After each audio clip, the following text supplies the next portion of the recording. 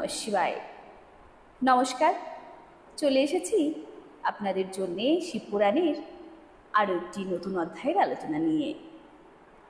আজকের আলোচনার বিষয়বস্তুটি হল রুদ্রসংহিতার দ্বিতীয় খণ্ড অর্থাৎ সতীখণ্ড, তারই সপ্তদশ অধ্যায়। সতীর শিবের কাছে বরপ্রাপ্তি এবং ভগবান শিবের ব্রহ্মাকে দক্ষের কাছে প্রেরণ করে সতীকে বরণ করা। ব্রহ্মা বললেন মনে, ওদিকে সতী আশ্বিন মাসের শুক্লপক্ষের অষ্টমী তিথিতে উপবাস করে ভক্তিভাবে সর্বেশ্বর শিবের পূজা করলেন। এইভাবে নন্দাব্রত পূর্ণ হলে নবমী তিথির দিবসে ধ্যানমগ্ন সতীকে ভগবান শিব প্রত্যক্ষ দর্শন দেন। তার শ্রীবিগ্রহ সর্বাঙ্গ সুন্দর ও গৌরবর্ণ। তার 5টি মুখের প্রত্যেকটিতে 3টি করে চক্ষু, কপালে চন্দ্র শোভামান, তার চিত্ত প্রসন্ন, কণ্ঠে নীলচিহ্ন দৃষ্টিগোচর হচ্ছিল।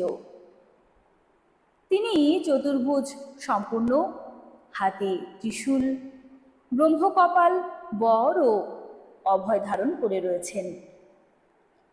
ভস্মময় অঙ্গরাগে সারা দেহ উদ্ভাসিত। গঙ্গা দেবী তার মস্তকের শোভা বৃদ্ধি করছেন। তার সর্ব অঙ্গ অত্যন্ত মনোহর। তাকে মহালাবণ্যের খনি বলে মনে হচ্ছে। মুখ কোটি কোটি চন্দ্রের ন্যায় প্রকাশিত ও আহ্লাদিত এবং অঙ্গকান্তি কোটি কোটি কামদেবকে তিরস্কার করছিল। তার আকৃতি নারীদের পক্ষে সর্বোচ্চভাবে প্রিয়। সতী এইরূপ সৌন্দর্য মাধুর্য যুক্ত প্রভু মহাদেবকে প্রত্যক্ষ দর্শন করে তার চরণ বন্দনা করলেন।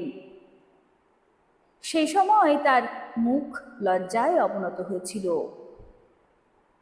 তপস্যার পুঞ্জফল প্রদানকারী মহাদেব তার জন্য কঠোর ব্রত ধারণকারী সতীকে পত্নী করার ইচ্ছা পোষণ করলেও তাকে এই কথা বললেন।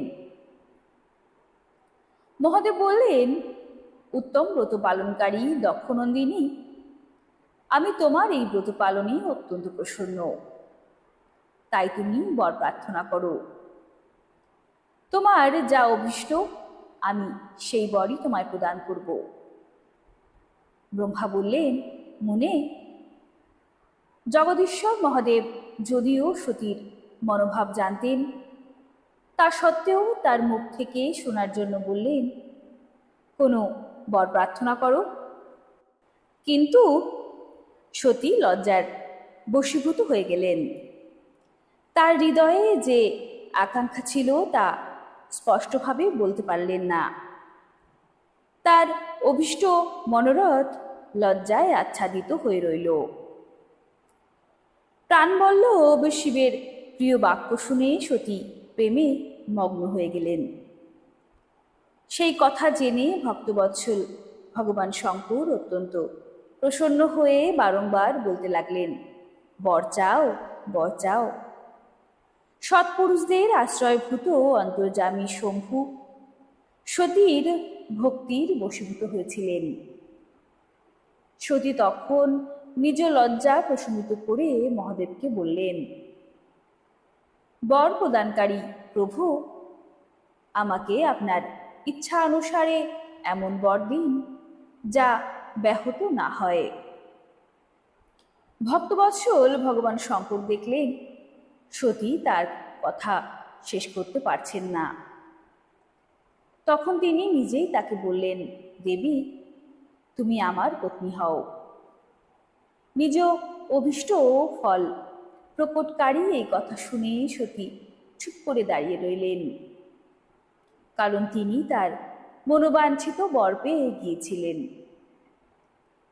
তখন দক্ষকন্যা প্রসন্ন হয়ে 2 হাত জোর করে মস্তক অবনত করে ভক্তবৎসল শিবকে বললেন।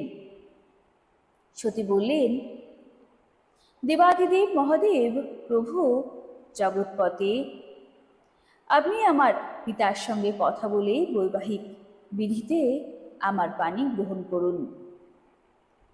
ব্রহ্মা বললেন, নারদ, সতীর কথা শুনে ভক্তবৎসল মহেশ্বর প্রেম ভরে তার দিকে তাকিয়ে বললেন, প্রিয়ে, তাই হবে। তখন দক্ষকন্যা সতীও ভগবান শিবকে প্রণাম করে ভক্তিপূর্বক বিদায় নিয়ে যাওয়ার আদেশ লাভ করে মোহিত ও আনন্দে পূর্ণ হয়ে মায়ের কাছে ফিরে গেলেন। ভগবান শিব ওদিকে হিমালয়ে নিজ আশ্রমে প্রবেশ করে দক্ষকন্যা সতীর বিরহে একটু কষ্ট অনুভব করে তার চিন্তা করতে লাগলেন।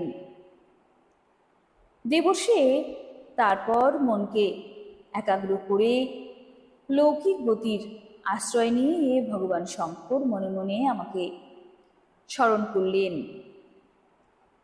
ত্রিশূলধারী মহেশ্বর স্মরণ করায় তার সিদ্ধি দ্বারা প্রেরিত হয়ে আমি তখনই তার সামনে উপস্থিত হলাম।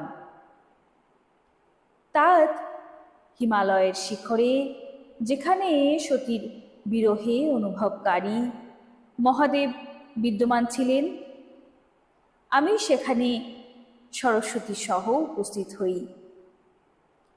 দেবর্ষে আমাকে সরস্বতী সহ আসতে দেখে সতীর প্রেম পাশে আবদ্ধ শিব উৎসুক হয়ে বললেন, শম্ভু বললেন, ব্রাহ্মণ, আমি যখন থেকে বিবাহের জন্য প্রস্তুত হয়েছি তখন থেকেই আমার মনে এই বিষয়টি তত্ত্বপূর্ণ বলে প্রতীত হচ্ছে।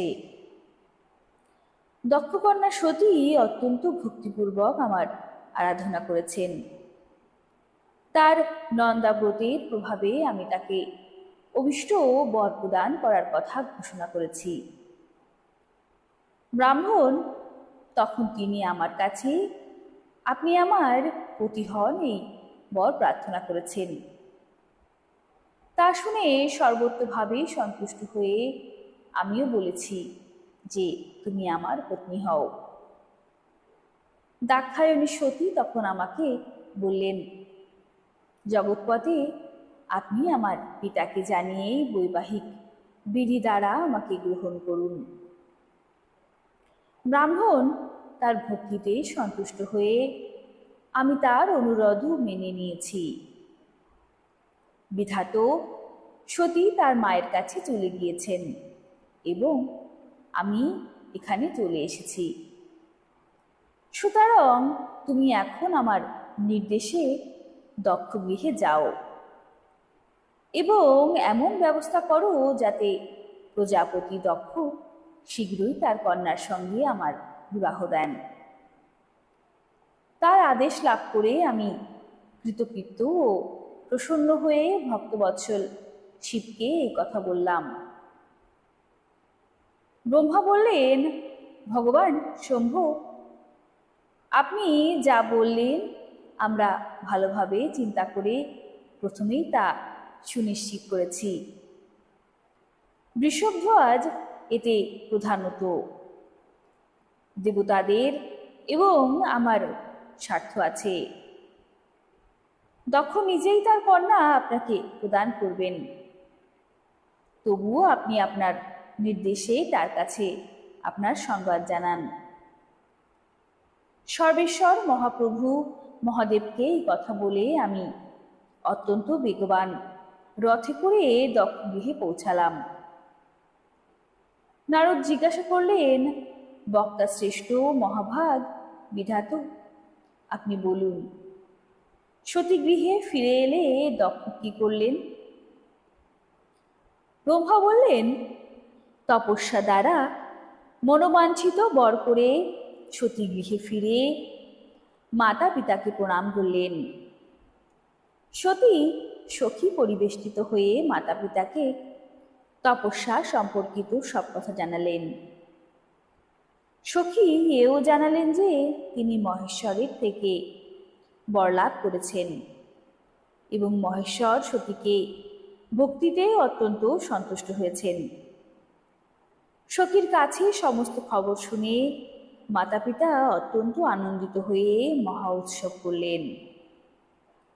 উদারচেতা দক্ষ এবং মহামনস্বিনী বিরিণী ব্রাহ্মণদের ইচ্ছানুসায়ী বস্তু দান করলেন এবং অন্ধ ও দীন ব্যক্তিদের অর্থ দান করলেন।